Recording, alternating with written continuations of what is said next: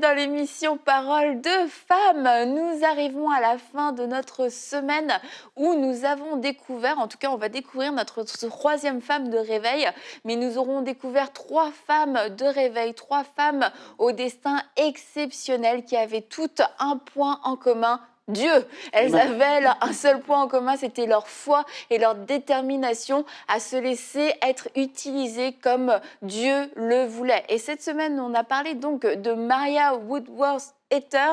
Wouh, bravo Annabelle. Ouais, hein.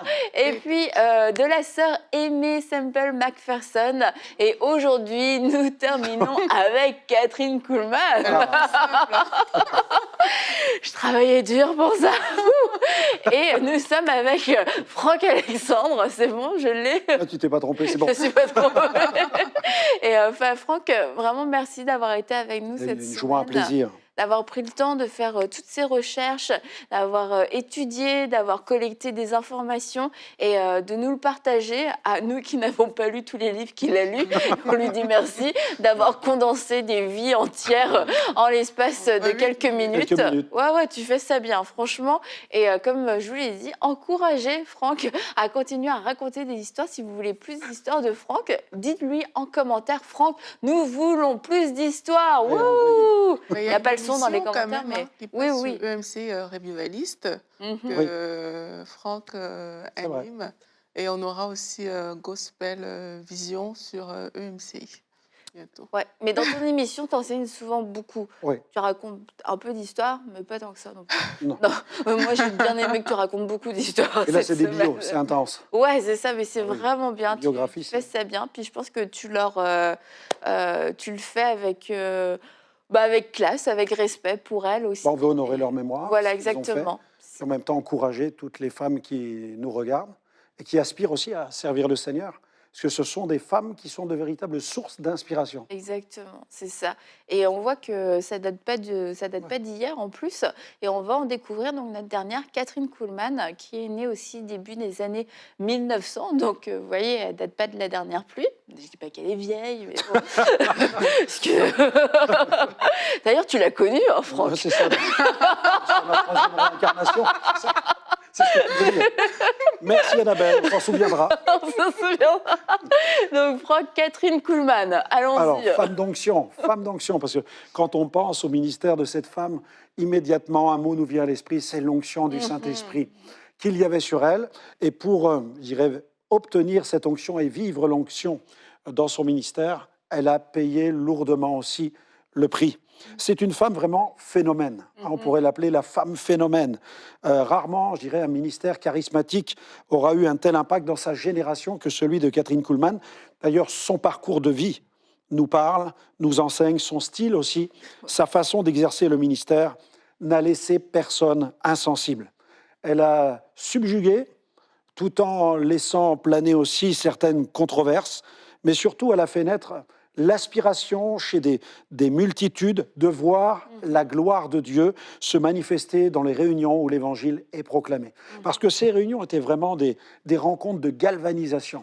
C'est vraiment des moments où les croyants étaient galvanisés par la puissance du ministère du Saint-Esprit et des ministères se sont levés pour aller prêcher l'Évangile dans le monde. Et sa vie nous rappelle que la vie des plus grands ministères est loin d'être un long fleuve tranquille. Et leur vie est loin d'être lisse, mais elle est faite de haut, de bas, de sommets, mais aussi parfois de sombres vallées, parce qu'elle a connu aussi de grandes souffrances. Mais dans ces souffrances, elle a appris à se rapprocher de Dieu. Et je veux vraiment encourager ceux qui passent par des vallées. Parfois, on passe par la vallée des pleurs, comme le déclare le psaume, dans la vallée de Baca. Mais le psaume déclare aussi que Dieu nous donne le pouvoir de transformer cette vallée des pleurs en un lieu plein de sources et des sources de bénédiction. Donc il ne faut jamais être désespéré quand on a le sentiment peut-être d'être mis au placard, d'être dans une situation où le ministère, on a le sentiment que notre ministère ne va pas émerger, qu'une œuvre qu'on voulait créer ne va pas voir le jour. Il est impératif de se tenir devant Dieu pour recevoir le conseil de Dieu, et c'est ce qu'elle a chéri par-dessus tout. Je crois que les œuvres qui ont accompagné le le ministère de Kathryn Kuhlman. Et ses œuvres sont la preuve que Dieu se sert de qui il veut, et qui plus est, d'une femme. Dieu cherche un homme, c'est vrai dans la Bible. La Bible dit que Dieu cherche un homme, et pour être plus précis, je crois que Dieu cherche un vase. Que Dieu cherche un vase au travers duquel il va pouvoir agir, œuvrer. Elle a appris à être malléable entre les mains du Saint-Esprit. Elle a accepté d'être l'humble canal du Saint-Esprit, et c'est pourquoi l'onction du Saint-Esprit opérait au travers d'elle. La Bible nous dit que nous sommes des vases, et que nous sommes des vases fragiles. Et la vie de Kathryn Kuhlman nous enseigne qu'elle a véritablement été un vase fragile. Il y avait sur ce vase des fêlures, il y avait des blessures, mais Dieu l'a restauré, Dieu l'a embelli, Dieu l'a rempli, et ce vase a été rempli d'une huile d'onction qui, à un moment bien précis de sa vie, a débordé, arrosant et guérissant des multitudes. Comme bon nombre des femmes dont nous avons parlé au cours de Paroles de femmes, bon nombre de ces femmes se sont converties très jeunes, et elle a eu l'occasion de se tourner vers le Seigneur à l'âge de 14 ans. Et elle a grandi dans l'atmosphère baptiste, méthodiste. Elle a grandi dans un milieu où la parole de Dieu était enseignée, donc dans cette Amérique où les valeurs morales imprègnent fortement la société. Donc elle-même était imprégnée de ces valeurs morales, mais elle avait besoin de rencontrer personnellement le Seigneur. On peut évoluer dans le monde évangélique protestant et pour autant ne pas avoir fait l'expérience personnelle de la nouvelle naissance. Et elle l'a fait, elle a été consciente de son état de péché, de sa situation de séparation devant Dieu à l'âge de 14 ans. Elle a donc demandé pardon pour ses péchés, elle a fait la paix avec Dieu et ses péchés lui ont été pardonnés. Et très vite, elle va servir. Parce que non seulement elle est sauvée, mais elle a compris qu'elle est sauvée pour servir, pour accomplir quelque chose pour Dieu. Et s'il y a quelque chose dans son ministère qui est, je dirais, presque une innovation, c'est le fait de travailler en équipe. Elle va prendre conscience de la nécessité de travailler en équipe. En 1923, elle est dans sa 16e année. Elle vient tout juste d'achever son cycle de scolarité au sein de l'école publique. Et de son côté, sa sœur Myrtle se marie avec un dénommé Everett Parrott, un missionnaire évangéliste. Donc, le couple insiste auprès de monsieur et madame Kuhlman, donc les parents, ils insistent pour l'emmener avec eux, parce qu'ils ont vu chez Kathryn ce feu, cette soif, ce désir de partager l'évangile dans sa génération.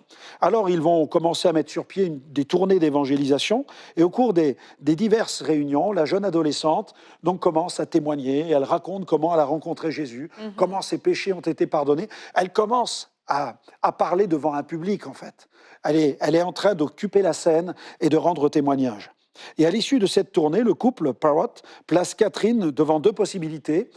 Soit tu retournes chez les parents, ou alors tu restes avec nous. Et elle va faire le choix donc, de rester avec eux et de pouvoir les accompagner. Mais parce que le mari va lui faire une promesse, le mari de sa sœur. Donc va lui faire une promesse, il va lui dire, si tu nous accompagnes, voilà, je te laisserai prêcher l'évangile. Tu pourras prêcher l'évangile, tu pourras apporter l'évangile. Mais en fait, il ne va pas tenir la promesse. Mais elle va répondre à cet appel. Elle va les suivre, elle va les accompagner. Elle va demeurer pendant 5 ans avec ce jeune couple qui évolue en fait dans la puissance charismatique. C'est un couple assez atypique, là aussi, qui commence à vivre des choses sur le plan charismatique. Ils ont été influencés par un Canadien nommé Price, et c'est un homme qui prêchait ouvertement sur le baptême dans le Saint-Esprit et sur la guérison divine. Donc elle est en fait à bonne école avec sa sœur et son mari. Elle les écoute prêcher sur cette guérison, ce baptême dans le Saint-Esprit. Prêcher. Prêcher, c'est ce qui vraiment résonne dans le cœur. Voilà, c'est ce qui l'anime. Il faut que ça sorte, en fait. Il faut qu'un message retentisse. Il faut que le monde entende la bonne nouvelle. Elle est habitée par cet appel de prêcher la bonne nouvelle. Et en 1928, elle va pouvoir enfin saisir l'opportunité de prêcher le plein évangile à la suite d'une situation qui va empêcher Everett Parrott d'honorer une mission qu'il devait tenir dans la ville de Boise. Dès le début de la mission, sa sœur Kathryn assure la prédication, mais rapidement, elle doit lui céder la place, elle doit partir pour rejoindre son mari, ce qui fait que Kathryn va rester en fait sur place. Elle va devoir assurer les réunions, elle va être renforcée par une autre femme qui va assurer la partie musicale. Dieu fait comme il veut, hein, finalement. Voilà, Dieu fait comme il veut. Lui, il n'a pas respecté la promesse, mais lui, Dieu va lui promettre qu'elle va prêcher l'évangile. Donc, Dieu est fidèle. Et Dieu ne se repent ni de ses dons, ni de ses appels. Et il va l'amener en pleine lumière pour apporter la parole de Dieu. Alors, à cette époque, les grands auditoires, les grandes salles, les méga-churches qui accueillent les évangélistes, ce n'est pas encore le temps. Hein.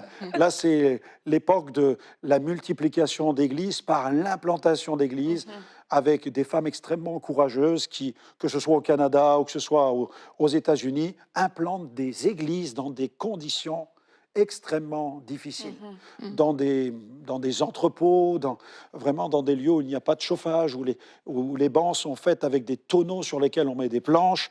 Et elle, en 1933, donc Catherine Kuhlman et sa collaboratrice se rendent à Pueblo, dans le Colorado, et là, ils vont y demeurer pendant 6 mois. C'est pas des missions week-end, JVSD, quoi. Hein, ah non, c'est 6 mois. Tu es comme parachuté dans un endroit, tu es comme un commando. Là, il faut que tu implantes une église dans des conditions épouvantables, avec le climat, la météo, avec les paysans, les villageois qui viennent. Et là, dans des granges, dans des entrepôts désaffectés, dans des hangars, elle prêche la parole, elle annonce l'évangile. C'est, je dirais, c'est l'école à la dure, c'est l'école extrêmement difficile. C'est pas l'école des promesses d'un grand salaire, c'est pas l'école de la promesse, je dirais, d'une méga église ou d'une belle fonction ou d'un poste dans un leadership. Non, t'as aucune promesse de son fait. En fait, on ne te promet rien. Hein, c'est prêche la parole et gagne des âmes. Et puis, elle va trouver un entrepôt dans la ville de Denver, où elle tient des réunions, et peu de temps après, en 1934, elle se rend dans un autre endroit relativement similaire, un vieil entrepôt, et ça va devenir le tabernacle du réveil. Donc cet endroit va devenir le lieu où elle va prêcher régulièrement l'évangile avec un trio de 3 musiciennes qui viennent la rejoindre pour animer les temps de célébration. Toute une équipe de femmes. C'est ça, voilà, c'est des guerrières, elles sont là, et puis elles ne lâchent pas, on va implanter l'église, on va gagner des âmes. Elles sont impressionnante. En 1935, c'est au tour d'un garage abandonné cette fois-ci. On trouve un vieux garage avec des taches d'huile partout. Donc ça va servir de tabernacle encore une fois. Donc les lieux les plus insolites vont servir à prêcher l'évangile. Quand je discute avec certains pionniers, souvent je suis stupéfait de voir dans quelles conditions les églises se sont implantées. Parfois dans des arrière-salles de restaurants. Moi, je me souviens d'une implantation, c'était sur le toit d'un immeuble en Inde. Donc, on se rendait de Mussoorie dans la ville de Salem. Et puis, sur la route, mon coordinateur me dit « Franck, je t'ai préparé une réunion dans le village de Mussoorie. » Ok, super, c'est génial, on va voir comment ça se passe. Et puis, on arrive dans un vieil immeuble et je cherche l'église. Il n'y a pas d'église au rez-de-chaussée, mais il m'emmène par l'escalier extérieur. On se retrouve sur la toiture de ce vieil immeuble avec des poteaux aux 4 extrémités, puis des tentures pour nous protéger du soleil. Et je vois les gens qui commencent à arriver, et il me dit, voilà, le pasteur de cette communauté à ciel ouvert a une centaine de membres. Et quand je compte l'auditoire après une demi-heure, je me rends compte qu'il y a au moins 200 personnes. Tous les membres de cette communauté ont invité des amis, les ont fait venir, et tout le monde est là. Et là, je prêche la parole dans cet endroit improbable, comme beaucoup peuvent le vivre, comme beaucoup l'ont vécu, comme Catherine Kuhlman a pu le vivre, et comme beaucoup de missionnaires et d'implanteurs d'églises le vivent encore aujourd'hui. Parfois, nous nous retrouvons dans des endroits qui sont insolites. Et puis là, je prêche la parole, des boîtes marchent, des miracles commencent à s'opérer. Et ce jour-là, il y a un homme qui est un mendiant, connu de toute la ville, on l'appelle le mendiant de Mussoorie, possédé depuis 25 ans. Incapable de travailler, parce qu'à chaque fois qu'il voulait travailler, les démons lui commandaient de se meurtrir avec des outils en métal. Donc cet homme était réduit à la mendicité et toute sa famille à la pauvreté. Et ce jour-là, l'homme vient devant la puissance de Dieu, le visite, le traverse, les démons partent, l'homme tombe à terre, il est délivré des démons. Le lendemain, il va travailler, il n'entendra plus la voix des démons. Et le soir suivant, nous avons encore une autre réunion à cet endroit, et l'homme va témoigner devant tout le village. Et il va dire, vous me connaissez tous, je suis le mendiant de Mussoorie. Et il dit hier, l'homme blanc a prêché la parole et j'ai été délivré des démons. Et aujourd'hui, je suis allé travailler du matin jusqu'au soir et je n'ai plus entendu la voix des démons, mais il y avait un chant qui montait dans mon cœur et qui glorifiait le nom du Seigneur Jésus-Christ, celui qui m'a libéré. C'est dans ces lieux les plus improbables, c'est dans ces lieux, des fois qui sont incroyables, que Dieu fait des œuvres extraordinaires. Et dans ce garage abandonné, eh bien, Dieu suscite un tabernacle. Il faut bien rassembler la foule dans un endroit. C'est la conviction de Catherine Kuhlman. Il faut que les gens soient rassemblés dans un endroit parce qu'une église doit avoir une adresse. Il faut qu'il y ait un point de rassemblement, il faut qu'il y ait un point de ralliement. Et dans ces lieux, des réunions pour les enfants sont tenues, mais aussi pour les femmes, des réunions sont organisées. Et c'est à cette époque qu'elle va commencer à exploiter les médias et plus particulièrement les ondes radiophoniques pour y diffuser de façon tout à fait régulière le message de l'Évangile. Et en fait, sa voix va commencer à être connue dans tout le pays par le biais de la radio. On se souvient d'Aimee Semple McPherson. C'était sa tenue vestimentaire, c'était son caractère exubérant. J'ai lu un jour un livre sur les revivalistes où l'auteur avait décrit la bizarrerie des revivalistes. Ils ont toujours des trucs bizarres. Il parlait de George Whitefield qui avait une tête qui était ronde comme une chouquette, comme une bille.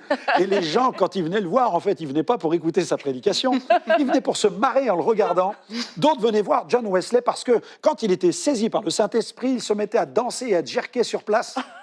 Et Dieu se sert de ces revivalistes tellement bizarres pour étendre son Église et contribuer à l'expansion du royaume de Dieu. Alors Catherine va évoluer dans son message. Elle va écouter un évangéliste nommé Phil Keir qui, lui, prêche la guérison divine et son message va commencer à l'inspirer. Elle va commencer elle-même à bâtir des prédications qui font état de la guérison divine. Mais un coup violent vient frapper son ministère. On l'a vu avec Aimee Semple McPherson. On a vu aussi avec ce scandale théologique dont elle a été victime, c'est Maria Woodworth-Setter. Il y a chez toutes ces femmes et chez tous les revivalistes des moments difficiles où Satan va chercher un moyen d'atteindre le revivaliste eh bien, à la faille de la cuirasse. Mais Dieu soit béni, il nous faut croire que la justice de Christ est parfaite et que dans le sang précieux de Jésus, nous pouvons être pardonnés de tous nos péchés et même restaurés. Alors qu'elle est la femme évangéliste maintenant la plus connue dans tout le pays, par la voix radiophonique. Un scandale va éclater, il va éclabousser son ministère. Elle va connaître une histoire d'amour avec un évangéliste texan, Walt Tripp, qui est marié et père de 2 enfants. Et là, ça ne passe pas. Ça ne passe pas. L'opposition est violente. Et en 1938, alors qu'il prêche depuis une bonne année dans le tabernacle de Kathryn Kuhlman, l'affaire éclate au grand jour. Et Walt Tripp veut divorcer. Le choc est terrible pour cette assemblée qui refuse de se compromettre. Et là, Kathryn Kuhlman va connaître 6 années de désert. 6 années dans sa vie, elle va le payer très cher.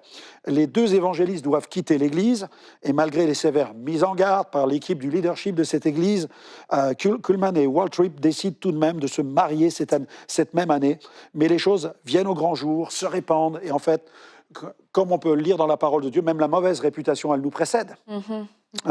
Et ils vont traverser une période très sombre qui va durer 6 années au terme desquelles eh bien, ce couple va échouer. Elle va décider donc de le quitter. Mais l'appel va brûler dans son cœur. Il y a toujours cet appel au fond d'elle-même. Après ces sombres années où elle va prendre conscience de son égarement, elle va prendre conscience de son erreur, elle va prendre conscience de son péché, elle va s'humilier devant Dieu. Et je dirais presque c'est un peu comme Moïse qui a connu ce temps au désert après avoir aussi tué l'Égyptien.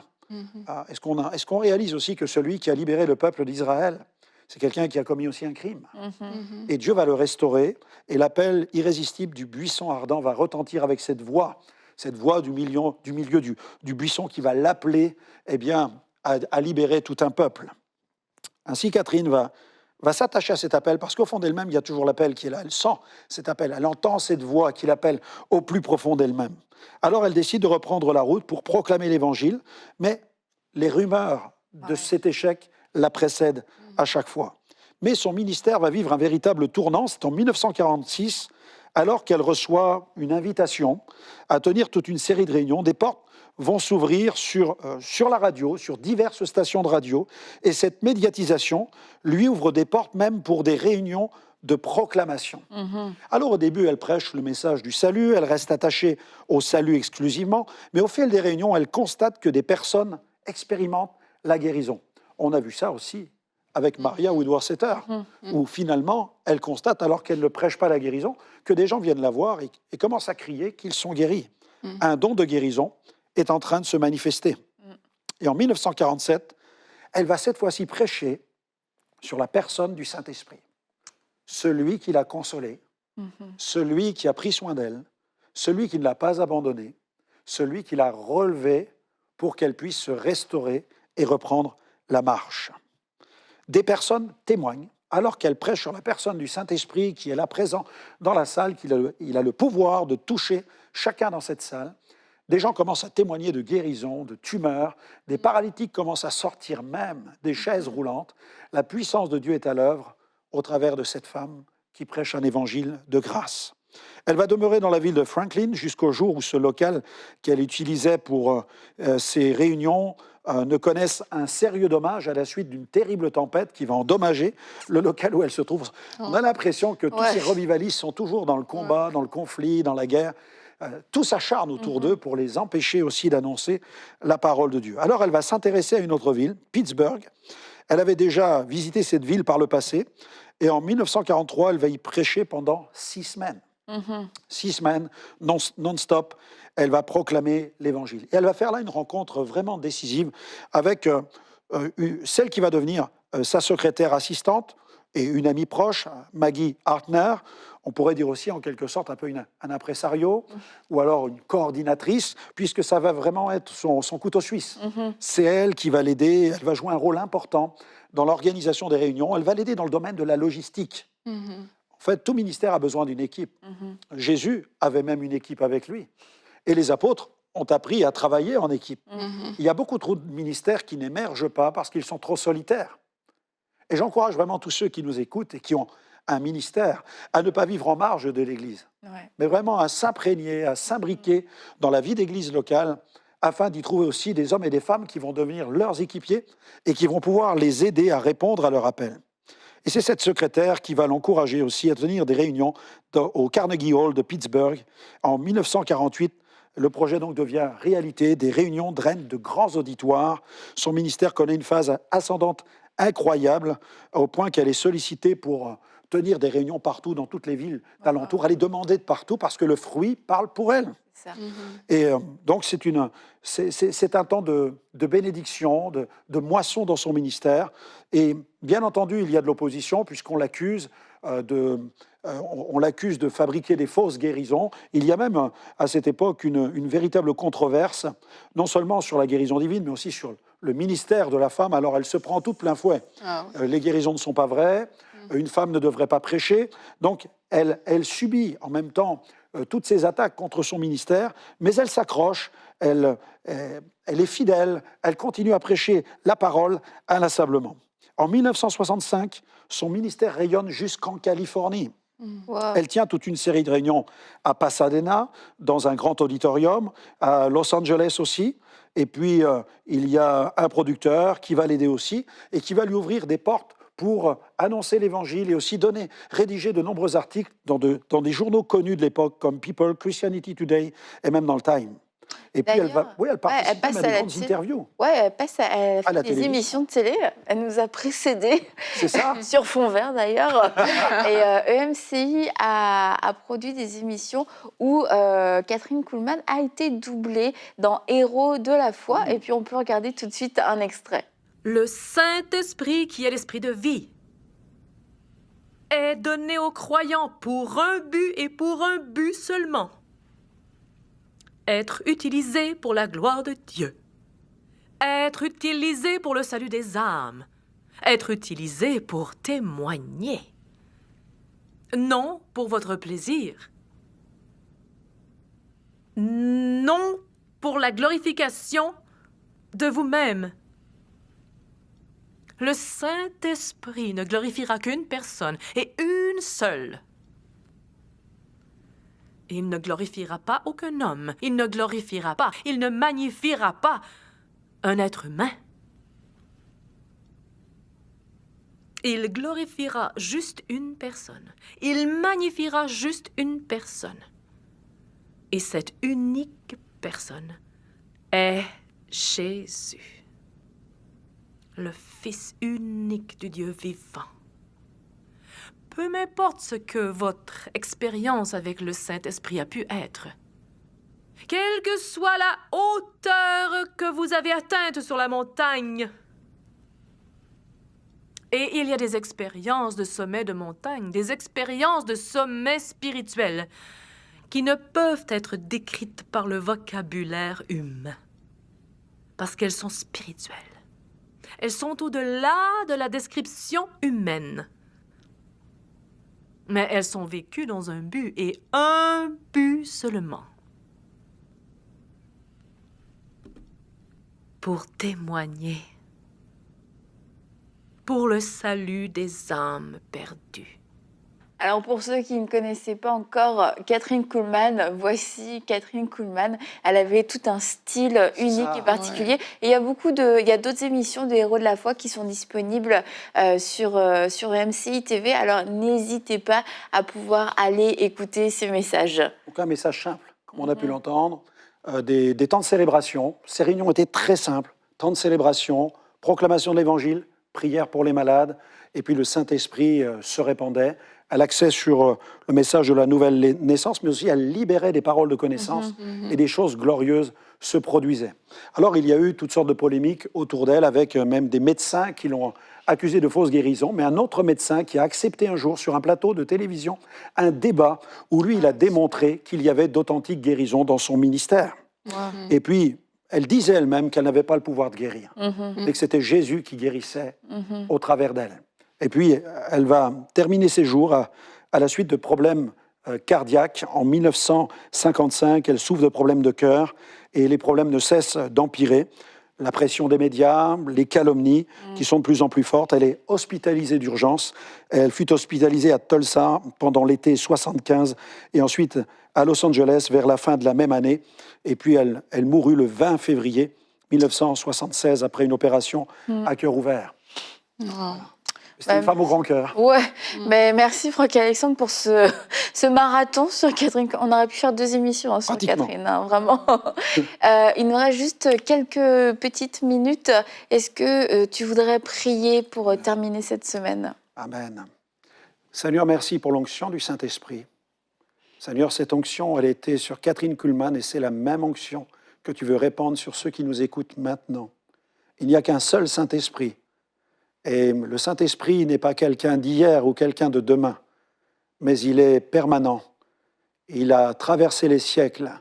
Il était à l'origine même de la création. Et nous te louons parce qu'il fut sur Jésus. Il a été revêtu du Saint-Esprit et de force.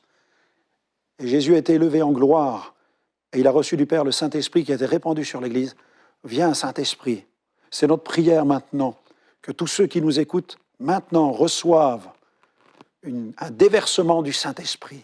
Seigneur, viens déverser cette onction de grâce qui va libérer les dons spirituels, qui va libérer aussi ta gloire. Seigneur, merci de qualifier maintenant toutes ceux et celles que tu appelles à proclamer ta parole, quelles que soient les circonstances qu'ils traversent. Seigneur, qu'ils s'attachent à l'appel qu'ils ont reçu et qu'ils sachent que tu veux les équiper et les revêtir pour proclamer cette bonne parole afin que les multitudes soient sauvées de leurs péchés pour te servir, mais que beaucoup aussi soient guéris de leurs maladies, de leurs souffrances, de leurs blessures. Tu pardonnes les injustices que nous avons pu commettre, mais tu nous guéris aussi de toutes celles que nous avons pu subir. Au nom de Jésus, Amen. Amen. Amen. Amen. Merci beaucoup, Franck, d'avoir été avec nous et puis de nous avoir fait découvrir ces 3 femmes. Et on prie que ça puisse vous inspirer.